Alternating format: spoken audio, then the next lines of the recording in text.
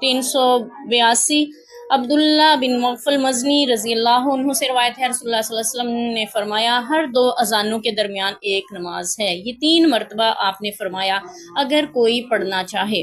دوسری روایت میں یوں ہے، رسول اللہ صلی اللہ علیہ وسلم نے فرمایا ہر 2 اذانوں کے درمیان ایک نماز ہے۔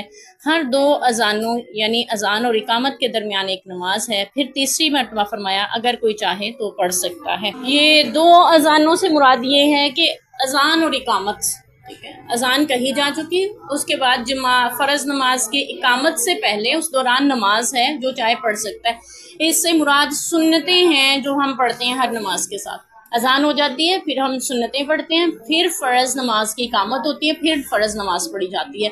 اسی طرح ظہر میں بھی ظہر کی سنتیں فرضوں سے پہلے جو پڑھی جاتی ہیں وہ ہیں، پھر عصر کی بھی غیر موقدہ جو ہیں، پھر اسی طرح مغرب سے پہلے بھی، مغرب کے فرضوں سے پہلے بھی 2 سنتیں ہیں جن کی حدیث میں بڑی تاکید آتی ہے، یہاں تک کہتے ہیں ان کے بارے میں کہ اگر تمہاری گردنوں پہ گھوڑے بھی دوڑائے جائیں تب بھی تم یہ نہ چھوڑنا، یعنی آپ نے اتنی تاکید فرمائی ہے اس کی۔ یہ سنت موقدہ میں وہ شمار نہیں ہوتی، اس کی الگ سے یعنی کہ فضیلت ہے۔ آپ نے اس کے بارے میں فرمایا کہ میدان جنگ میں بھی تم ہو نا تب بھی تم اس کو ضرور ادا کرنا۔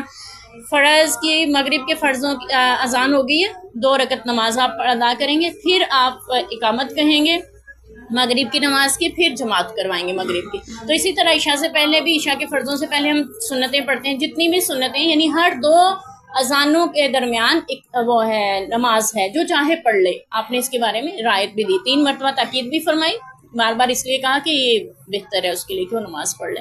یعنی 2 نمازوں سے مراد 2 اذانوں سے مراد کیا ہے؟ اذان اور اقامت، ٹھیک ہے، ہر 2 اذانوں کے درمیان نماز ہے، جو چاہے